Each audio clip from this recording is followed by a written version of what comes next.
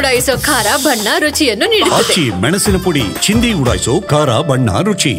ಇನ್ನು ಪಾಕಿಸ್ತಾನದ ವಿರುದ್ಧ ನಾನು ಯುದ್ಧಕ್ಕೆ ಸಿದ್ಧ. ಇದು ವಿಜಯನಗರದಲ್ಲಿ ಸಚಿವ ಜಮೀರ್ ಅಹಮದ್ ಅವರ ಹೇಳಿಕೆ.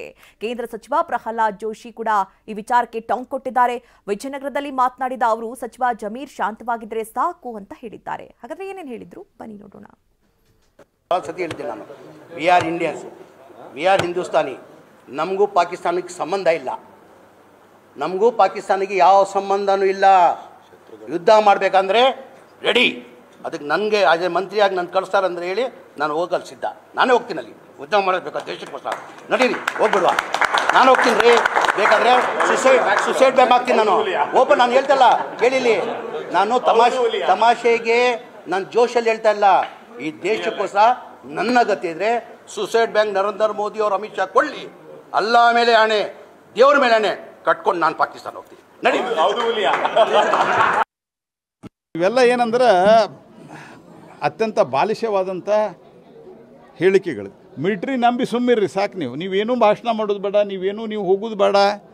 ನಮ್ಮ ಜವಾನರ ಬಗ್ಗೆ, ನಮ್ಮ ಸೈನಿಕರ ಬಗ್ಗೆ, ನಮ್ಮ ಮಿಲಿಟ್ರಿ ಶಕ್ತಿಯ ಬಗ್ಗೆ, ನಮ್ಮ ಇಂಟೆಲಿಜೆನ್ಸ್ ಬಗ್ಗೆ ವಿಶ್ವಾಸ ಇಟ್ಟು ಶಾಂತ ರೀತಿಯಿಂದ ರೀ. ನೀವು ಅದ ಮಾಡುವುದು ಅತಿ ದೊಡ್ಡ ಸೇವೆ. ನೀವು ದೇಶಕ್ಕೆ ನೀವು ಇಲ್ಲಿದ್ದ ಬೇರೆ ಏನೂ ಮಾಡೋದು ಬೇಡ. ನೀವು ಸ್ಟೇಟ್ಮೆಂಟ್ ಕೊಡಲಾರ್ದ ಅವರ ನೈತಿಕ ಸ್ಥೈರ್ಯವನ್ನು ಕುಸಿಯಲಾರದಂತೆ ಮಾಡೋದು ಬಹುದೊಡ್ಡ ಸೇವೆ. ಜಮೀರ್ ಅವರ ಭಾಳ ದೊಡ್ಡ ಪ್ರಮಾಣದ ತ್ಯಾಗ ಮಾಡಲಿಕ್ಕೆ ಹೊರಟಿದ್ದೀರಿ. ನಿಮ್ಮಂಥ ತ್ಯಾಗ ದಾನ ಮಾಡುವಂಥವ್ರು ಯಾರೂ ಇಲ್ಲ. ಅದಕ್ಕೆ ನಿಮ್ಗೆ ದೊಡ್ಡದು ನಮಸ್ಕಾರ. ನಿಮ್ಗೆ ನಿಮ್ಮ ಪಾರ್ಟಿಯವರು ಶಾಂತ ರೀತಿಯಿಂದ ಕೂತರ. ಜಮೀರವರು ಕಳ್ಕೊಳ್ಳೋದಕ್ಕೆ ನಿಮ್ಗೆ ಇಷ್ಟ ಇಲ್ಲ ಅನ್ಸುತ್ತೆ? ಅಲ್ಲಲ್ಲ, ಜಮೀರ್ ಅವ್ರು ಕಳ್ಕೊಳ್ಳೋದಿಲ್ಲ. ಜಮೀರ್ ಅವರು ಶಾಂತ ರೀತಿಯಿಂದ ಇದ್ರೆ ದೇಶಕ್ಕೆ ಜಮೀರು, ಆಮೇಲಿಂದ ಸಂತೋಷ್ ಲಾಡು, ಖರ್ಗೆ ಸಾಹೇಬರು, ಇನ್ನಿತರ ಯಾರೋ ಇದ್ದಾರಲ್ಲ, ಅವ್ರು ಡೆಲ್ಲಿ ಒಳಗೆ ಸ್ಟೇಟ್ಮೆಂಟ್ ಕೊಟ್ರೆ ಎಲ್ಲ ಹೆಸರು ನಂಗೆ ನೆನಪಿಲ್ಲ.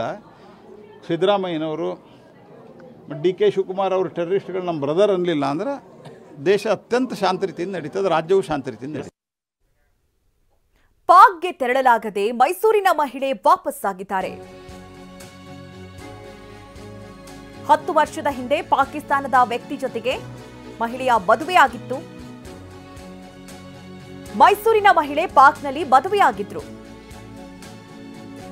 ಪಾಕ್ನಲ್ಲಿದ್ದಾಗಲೇ ಈ ದಂಪತಿಗೆ 3 ಮಕ್ಕಳು ಕೂಡ ಜನಿಸಿದ್ರು. ಕೆಲ ವರ್ಷದ ಹಿಂದೆ ಭಾರತಕ್ಕೆ ವಾಪಸ್ಸಾಗಿದ್ರು ಈ ಮಹಿಳೆ.